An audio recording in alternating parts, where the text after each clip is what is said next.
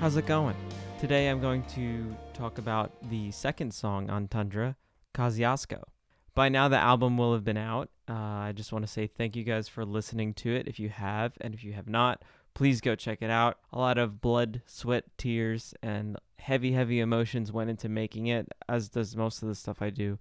I just really think that if you're a fan of the genre, you should check it out. Anyway, I'm going to show you a few cool parts of the mix that I saved. Much like the last video, I kept a few layers in, but I printed a lot of stuff so that the video could record good, as he's biting my arm and killing me.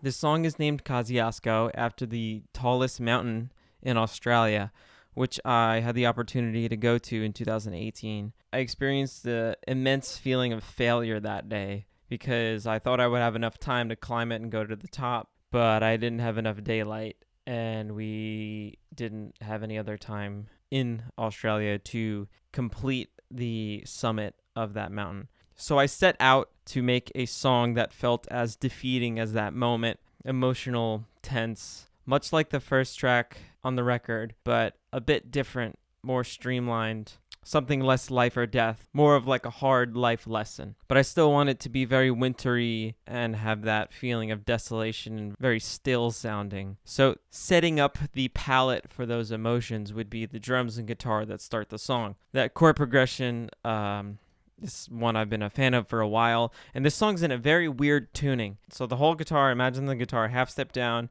and then drop the E flat to C sharp and then E to D. And when you play it open, it sounds like shit. But in this key, you can make some cool chords with it. I believe it's B flat major that this song is, and don't quote me on that.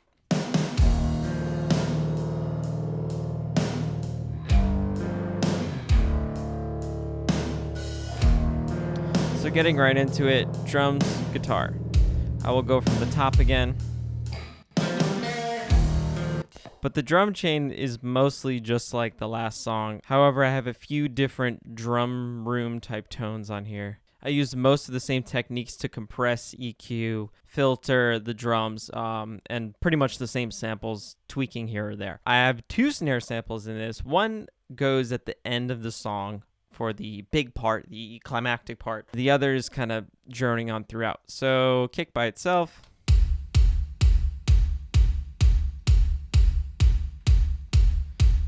Pretty strong. I actually left a decent amount of reverb in that kick sound because there aren't many kicks in this song. This drum beat is very simple to start off. It has a very simple framework. So I wanted all those kicks to have a bit more gravity and a bit more just weight to them. So I left that. I didn't gate it much, this kick sound. I wanted them to be like boom and have like a bit of a swell at the end of them. There's a bit of a drum room kind of reverb on these two. Look at this little guy back here. Hey! This snare chain I left in because it's the main one. Got filtering, gate, UAD, compressor, UAD Pultec, and a bit of EQ just on some highs. A lot of this room tone actually comes from Kontakt itself. The Slate library has a couple different room tone options, and you can actually blend the room sound in via a parameter. And I really liked it for this song, so I ended up printing it. This snare is going to some H reverb as well, and I'll go over the sends all at the end of the video. So, yeah. I like the way this built, too, for this build-up part. And here's the other snare at the end.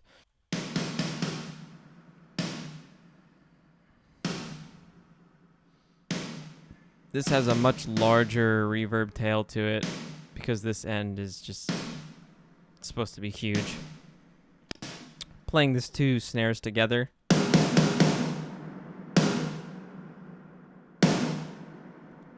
At the end, I have this sending to a couple other different things as well.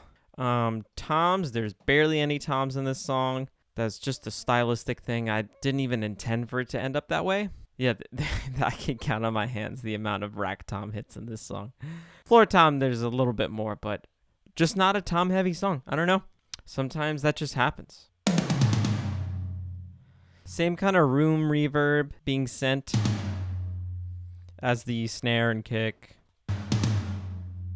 I let those floor toms ring out a bit. I didn't gate them as much as I usually would. Here we have the hi-hat, which I kept the chain in for that one.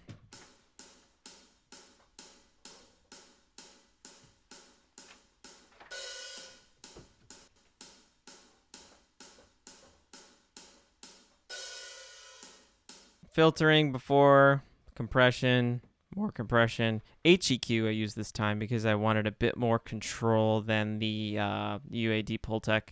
And the ozone imager, which actually helped out a decent amount. I needed just a bit more of a drum room spread, which I really like on post-rock records. A lot of this drum set sound and guitar sound is my sends. For some reason, I was just very send heavy in this song. It was just kind of the mood I was in. I'm really happy with how it turned out. This is one of my favorite mixes on this record.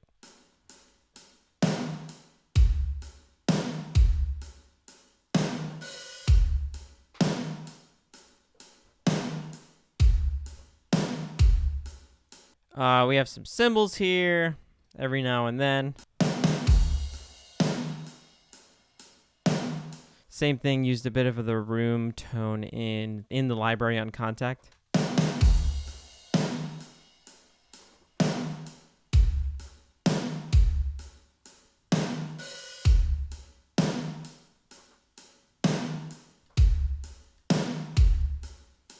Actually, just realized I have an extra track in here that I don't need at all. The end gets a bit bigger. I'll play that for you.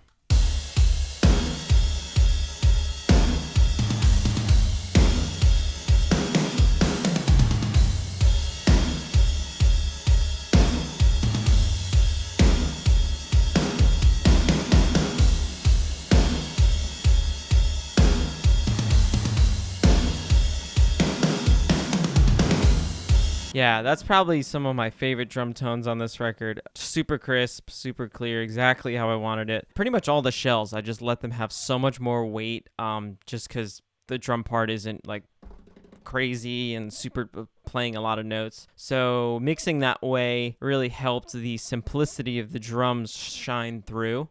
Okay, moving on to bass. Pretty simple bass, but it gets the job done. This is Guitar Rig again.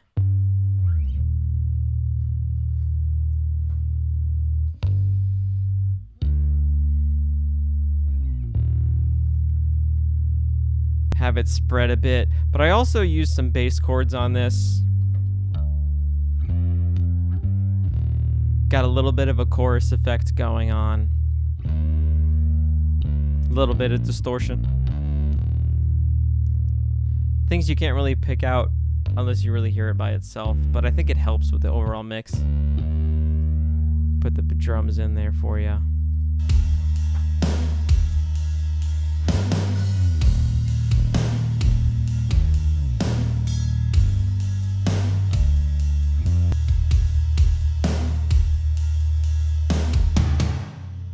Show you the bass at the end. That's where I started using a bit more of the chords. Just doing fifths, power chords on bass.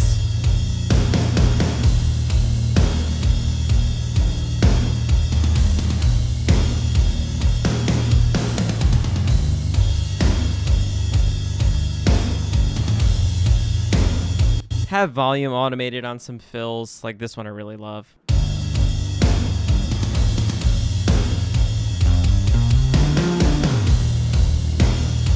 A lot of bass moments shine through on this song when you listen a bit closely, and it really helped sell the song, I think. I definitely didn't try to use it just to fill in the space. I tried to get a little bit more fun with the fills and make them harmonically pleasing. We have a bit of a Bit Crush drum loop going on in here.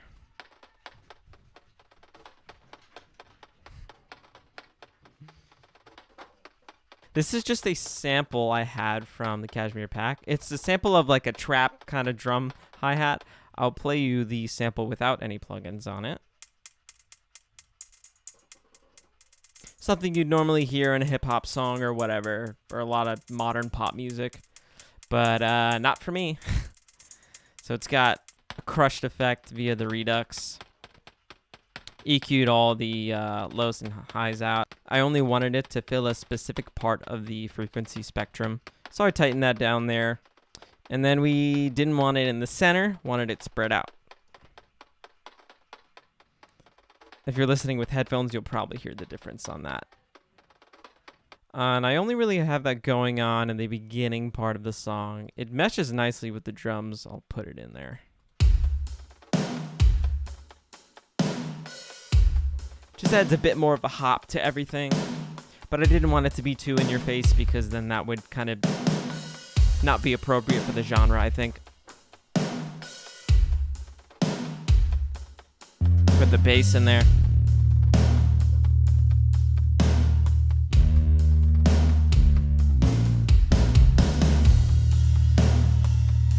Yeah, it just has a nice movement.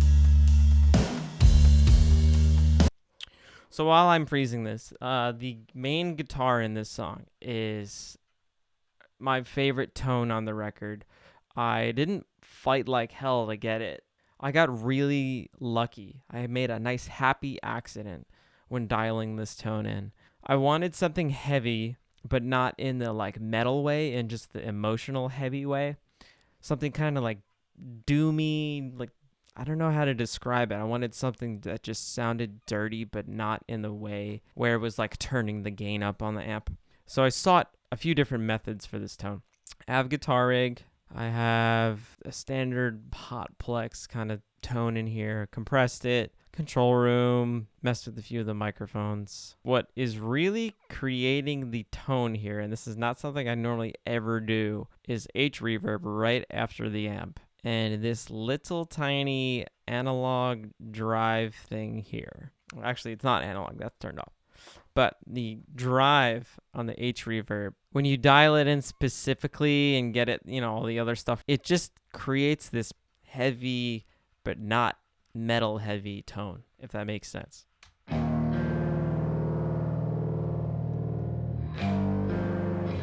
It's like somewhere between an overdrive and a bit crush, and I don't even know, dude. I heard that. I just couldn't think of anything else that fit more perfectly for what I was trying to get across. So, like, thank the heavens that I stumbled upon this.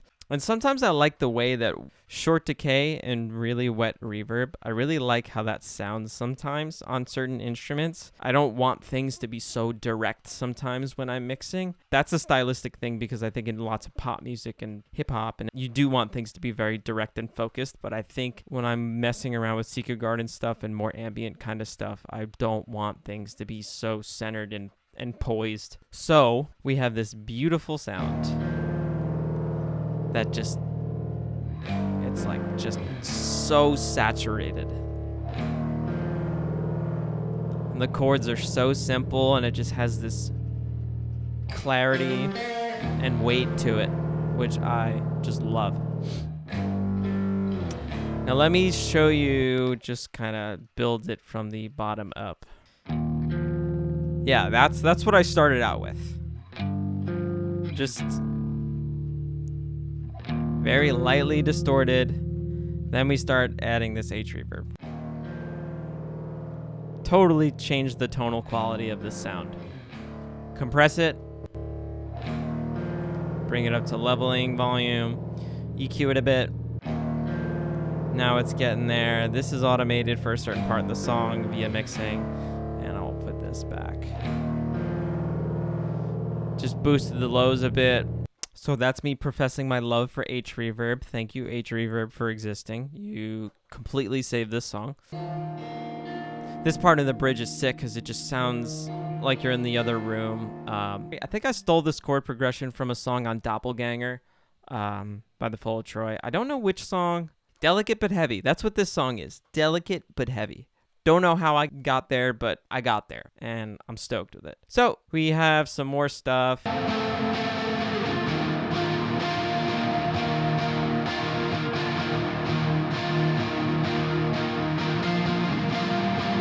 This is the end of the song, the big part. I'll show you guys what this chain is. More guitar rig stuff. I tried out a few different amps. This is more basic. Compression.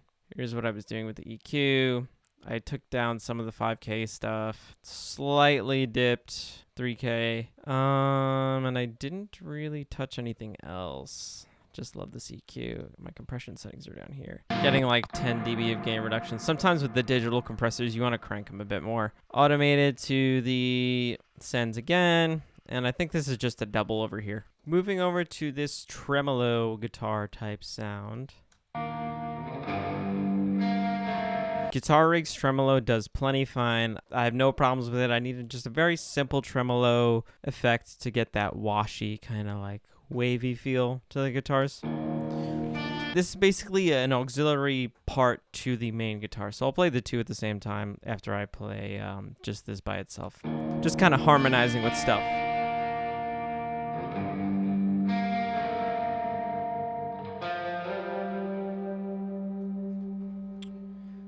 So you can hear that again.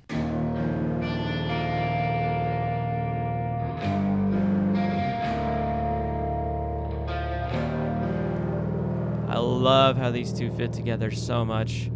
And then later on I brought in a harmony to this second part and didn't pan it as much to the right because I wanted it to center out a bit more, but now here it is.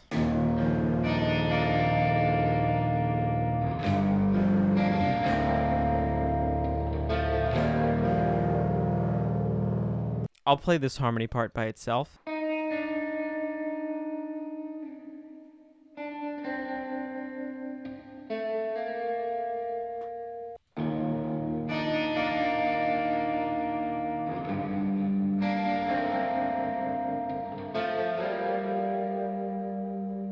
Yeah, I definitely think that the part 2 was really good on the right, but it just needed a little more, so I threw a little harmony on it. Now, this is one of my favorite parts in the song that helps hold the delicacy of everything rather than the heaviness.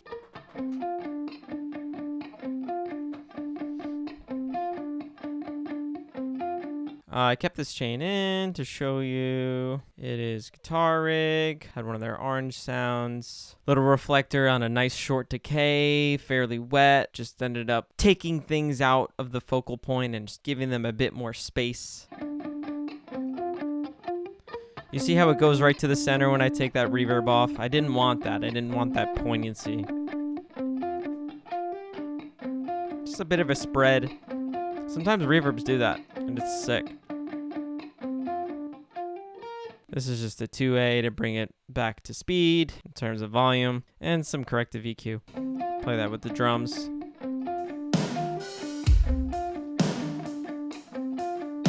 Throw in the guitar part.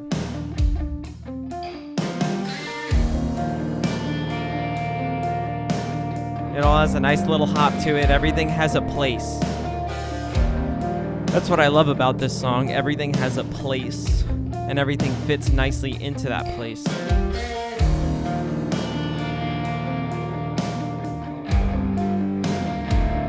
And if we're going to talk about leads for a second, this next part is my favorite lead on the record. I go back and forth between playing it with two fingers and tapping, and like a combination of tapping and picking, or sometimes I'll put a capo on the second fret of this weird tuning that I have and play it. But I think this next lead just fits so fucking nicely with everything else. I needed something else to keep building and building and building before the break of the bridge, so to speak.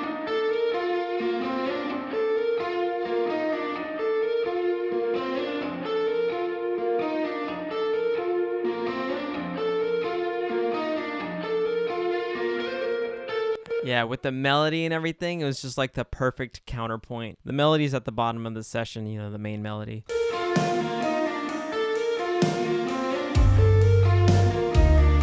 Yeah. Under those chords, sets everything together really nicely.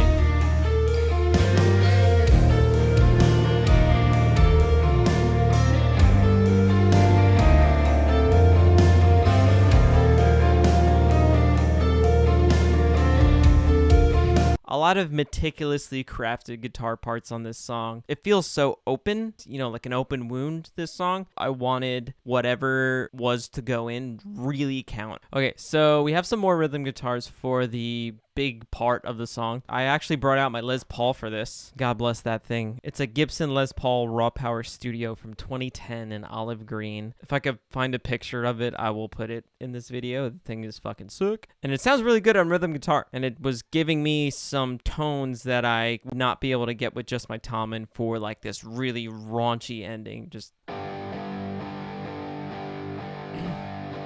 This is just a guitar rig sound again.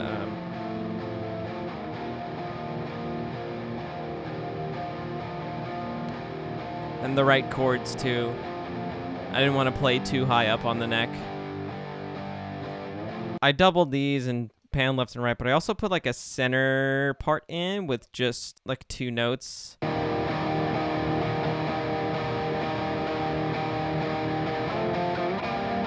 this is going to a reverb bus.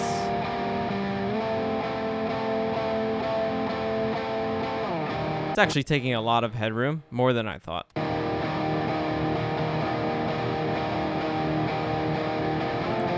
Here is another Les Paul. It's the same Les Paul part, same guitar, just different tone, different amp. Bit more highs in this one. Little crunchier. This is the other tone. Has more of a bass. Together, it just provided a good wall.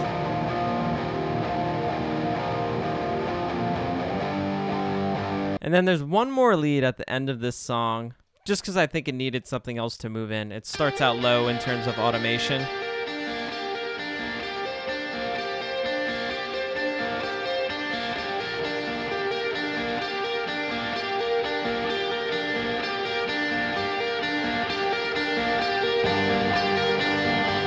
Starts getting louder.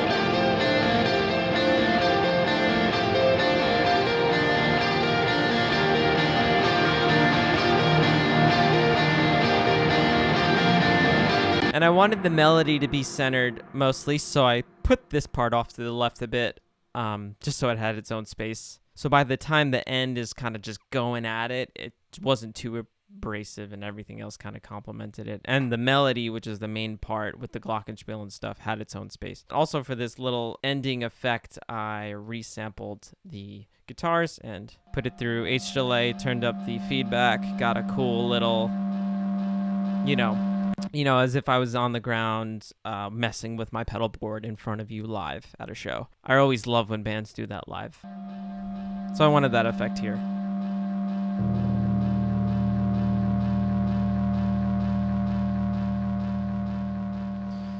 Textures, one of the most important parts of post-rock.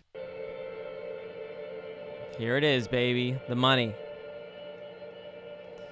This is little reflector reverb again, turned way up, decay, and I'm picking very lightly, very, very lightly, just almost just gently scratching the strings, but I'm changing the chords in time. Have 2 panned left and right, and sounds like butter. Okay, so we have an exhale sound in here. I just needed some more brightness and brilliance as the song moved along. This is that same patch from Tough Conversations.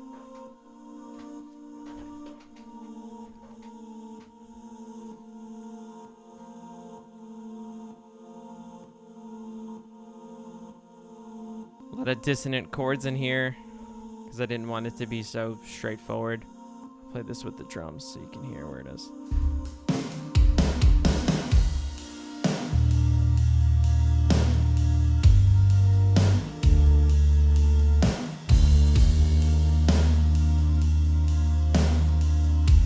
And it has that sidechain compression feel, which is very important because that's the groove I wanted to sell on this song.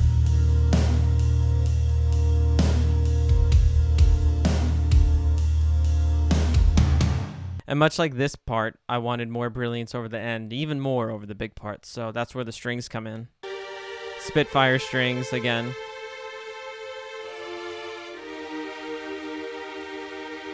And those are just legato over the big part.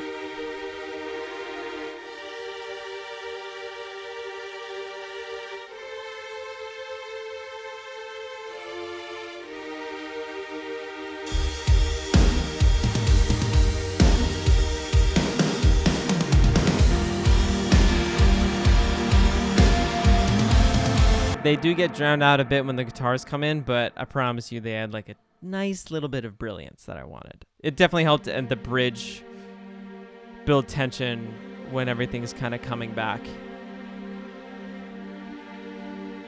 Yeah.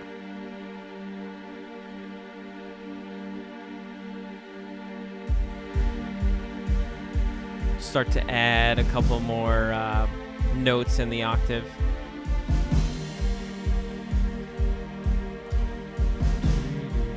Oh, I forgot about the lead. There's a lead here too.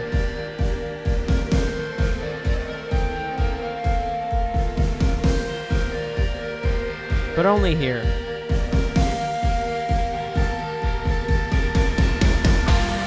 And then the piano is very simple. It's just two little chords, but put through a delay, so it has that kind of sort of a glitchy feel, sort of a processed feel. I didn't want it to feel like someone's just sitting there with me live, just going ding, ding, ding, ding. I wanted it to be more of a texture.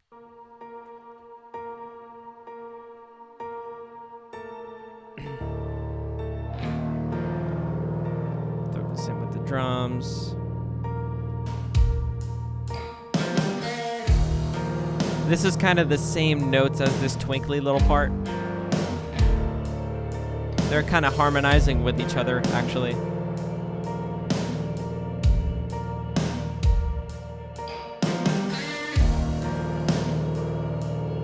The thing that I think fits most nicely with this part is the constant kind of guitar. They both like groove with each other cool.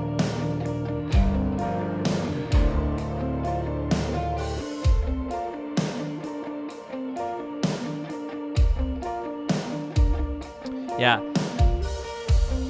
There's a lot of cool layers in this song. I really want someone to remix it.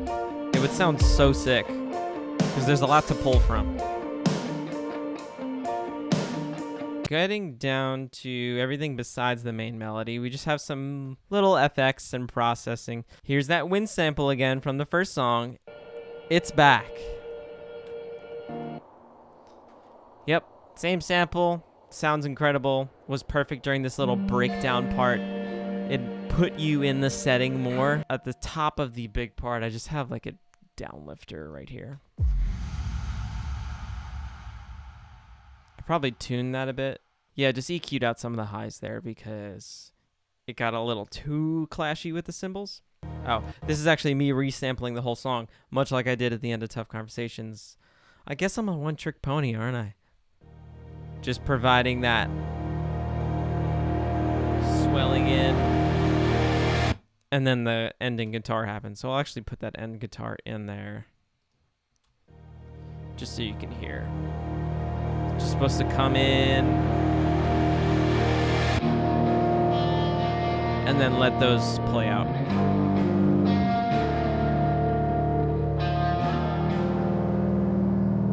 Yeah.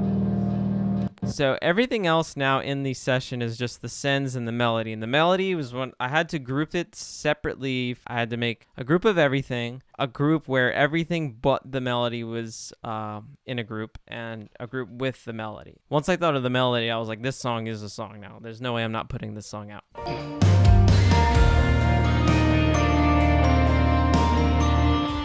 Melody on its own. I needed this to be in a separate group so it could stick out the way I wanted it to in the mix.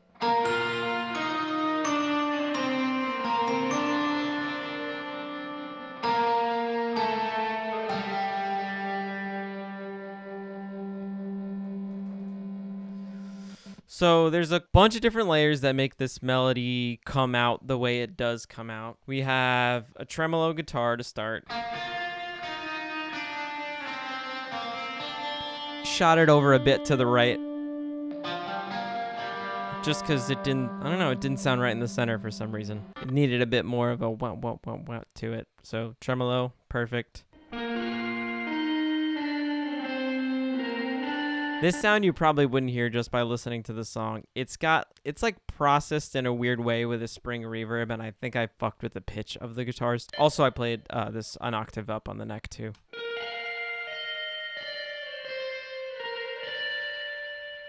One or the other. Some combination of it. And then we have this one.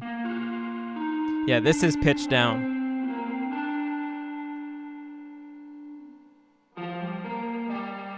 I kind of liked the warbly effect of it, if that makes sense. So I opted for, rather than playing it cleanly down the neck an octave, I just opted for pitching it down. I don't know why it sounded cooler, but it just did.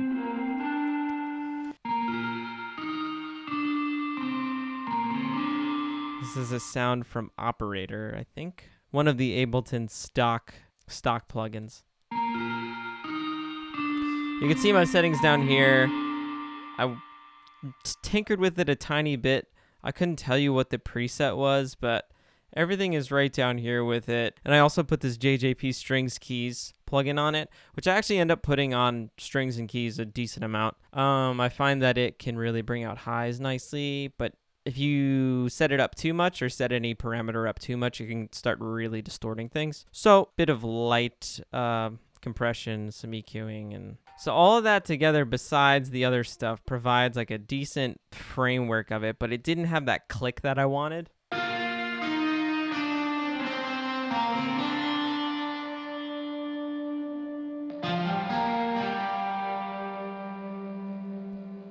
It had a nice like baseboard of tone, but this Celestia sound from Contact ended up just filling in exactly what I wanted.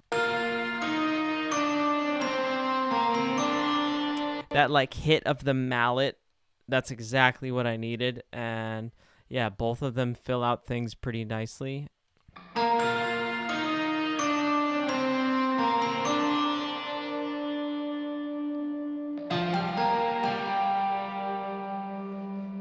So playing that with the drums is really nice.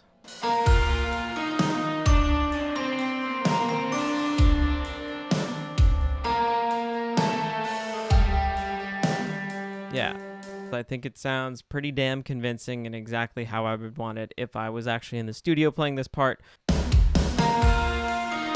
Love the control I had over it too.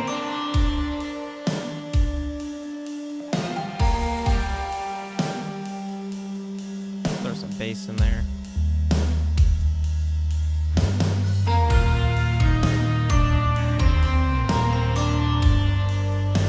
And everything is touched up by automation to some degree, at least in terms of volume. Sometimes I automate EQs and other little parameters of plugins, but definitely volumes needed to come up certain parts, especially this big part at the end.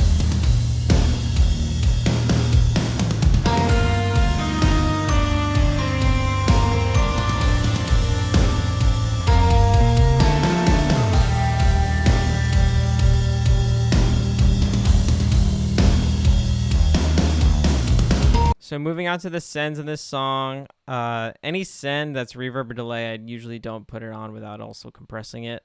We got H reverb. This is my main drum room sound. I almost wanted this song to sound like it was in a live session a little bit. I wanted that feel. So I dipped into this reverb a lot between guitars and drums and all this shit. A good amount of drive on it again from this global setting on the H reverb, just to provide more of that heavy saturated tone. Another Ableton delay. I don't really think I use this much. I might have dipped a few things to it, but yeah, I couldn't really tell you where I put this in. I would bet a 90% chance I didn't end up using it, but I ended up just forgetting to delete it. We have another H reverb plugin here. This is more of a washy kind of longer sound.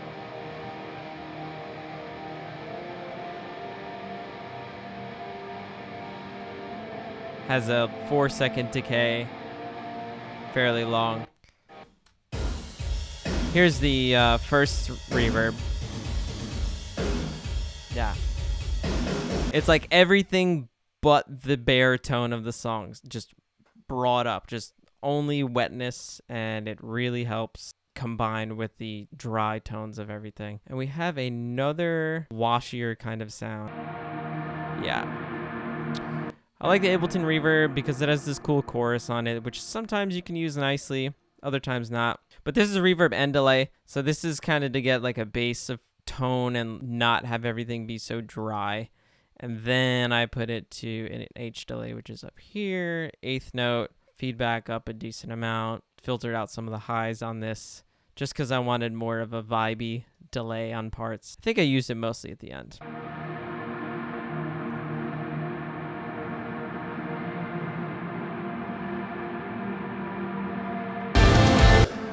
Yeah. Then my master is pretty much the same as Tough Conversations.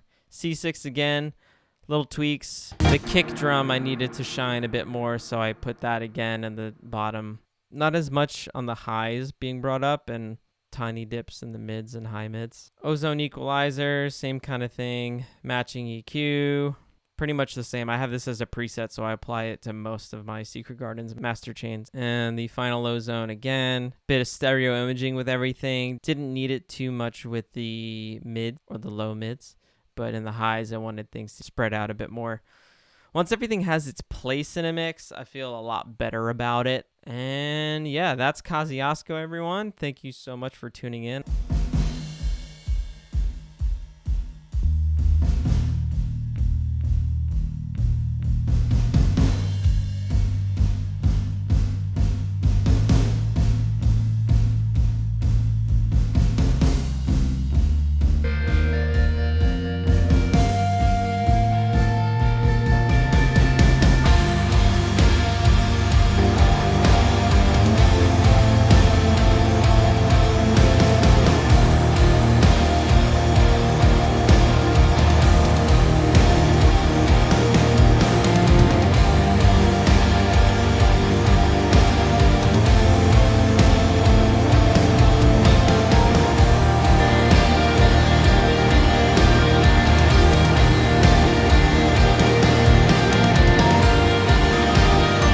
I hope you enjoy this song. I hope you've enjoyed the record so far. Let me know if you'd want me to talk about anything else about these songs, part of the process as to how they were made. Other than that, just stay tuned for the production breakdown of the next song on the record, and I'm stoked to see you there. Later.